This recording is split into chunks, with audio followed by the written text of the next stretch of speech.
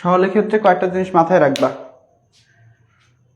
সেটা হচ্ছে যদি ব্র্যাকেট থাকে ব্র্যাকেটের কাজ আগে করতে হয়, আর যদি তোমাদের বার থাকে বারের কাজটাও ক্লিয়ার করে ফেলতে হবে আগে। হ্যাঁ, বার থাকলে বারের কাজটাও ক্লিয়ার করে ফেলতে হবে।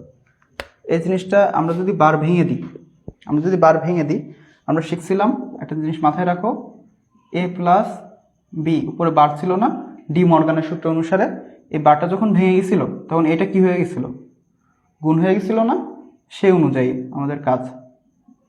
তাহলে এই বারটা ভেঙে যাবে এ বার ইন্টু বি বার। এইটা যেমন সত্য একই রকমভাবে আরেক রকম আছে, এ ইন্টু বি বার যদি থাকে এই বারটাও যদি ভেঙে যায় তাহলে গুণ যোগ হয়ে যাবে, তাহলে কি হবে এ বার প্লাস বি বার। ঠিক আছে, তাহলে মাথায় রাখো দুটো ভেরিয়েবলের উপরে বার দেয়া আছে, একসাথে ওই দুটো গুণ হিসেবে আছে।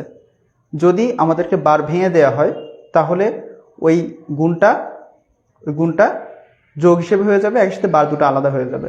এখানে যোগ হিসেবে ছিল, বার ছিল, বার ভেঙে দেওয়া হয়েছে, বার দুটো আলাদা হয়েছে, যোগ হয়ে গেছে গুণ। একই রকমভাবে এই যা গুণ ছিল উপরে বার ছিল, বার ভেঙে দেওয়া হয়েছে, গুণ হয়ে গিয়েছে যোগ। ঠিক আছে, এই বিষয়টা মাথায় যদি থাকে তাহলে এই জিনিসটাও দেখো, এই বারটা যদি আমরা ভেঙে দিই এ প্লাস বি, ডাবল বার থাকছে না, একসাথে এই যে যোগ হয়ে যাচ্ছে না। আমরা একটু ক্লিয়ার করি। ঠিক আছে, এই জায়গায় আমরা এ প্লাস বি লিখছি, এই জায়গা বি প্লাস সি লিখছি। হ্যাঁ, এই বারটা আমরা ভেঙে দিলাম, এর উপরে তো একটা বার ছিল, এই বারটা অলরেডি ভেঙে দিলাম, আবার বার ভেঙে দিলাম, এই যা গুণ ছিল এই যা যোগ হয়ে গেল। হ্যাঁ, এবার দেখো আরও একটা জিনিস মাথায় রাখবা, আমরা শিখছিলাম যে এ ডাবল বার যদি হয় তাহলে এ লেখা যায়, অথবা এর উপরে যদি বার দিতে হয় তাহলে দুটো বার একসাথে দিতে হয়।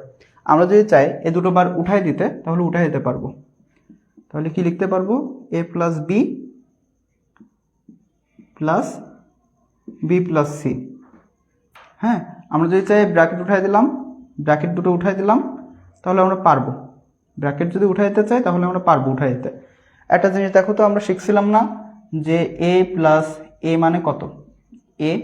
একই রকমভাবে বি প্লাস বি আছে না, এখানে বি প্লাস বি যতবারই বি থাকুক না কেন আমরা একটা বি হিসেবেই লিখবো। তাহলে এখানে লেখা যায় না এ প্লাস বি প্লাস সি, তাহলে এটাই অ্যান্সার। ঠিক আছে, সরলগুলো অবশ্যই তোমাদেরকে ওই আমরা যে সূত্র শিখাইছিলাম একটু আগে ওই সূত্র অনুসরণ করে আমাদের করতে হবে। শুধুমাত্র প্র্যাকটিস করলেই আমাদের সরল কমপ্লিট করা সম্ভব। একটা দুটো দেখাই দিলে তোমরা প্র্যাকটিস করতে পারবে।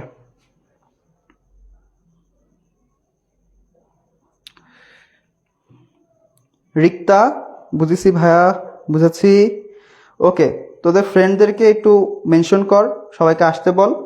ক্লাসটা যদি কেউ ভুলে যেয়ে থাকে তাহলে ক্লাসটা দেখলে আবার মনে পড়বে।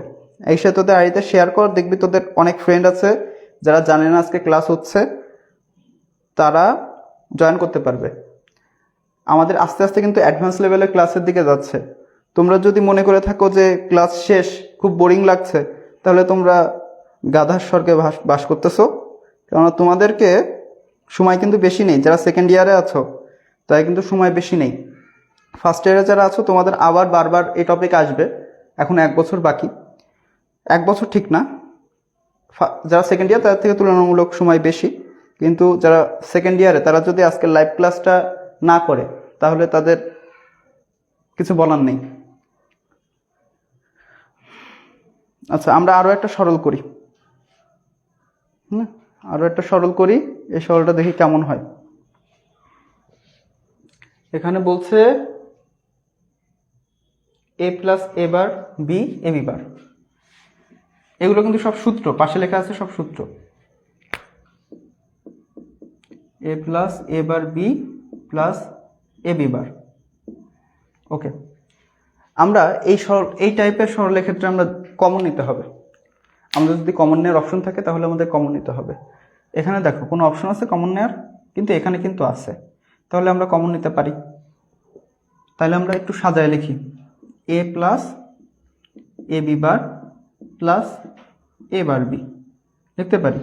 এখানে আমরা এই দুটো থেকে কমন নিতে পারবো, তাহলে আমরা এ কমন নিই, তাহলে এই যে কি হচ্ছে 1 প্লাস বি বার,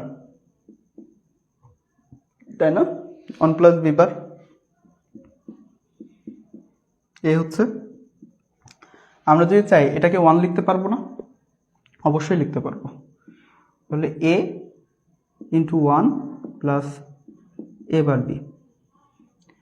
1 যেহেতু উঠে গেছে, এটা আমরা না লিখলেও পারি।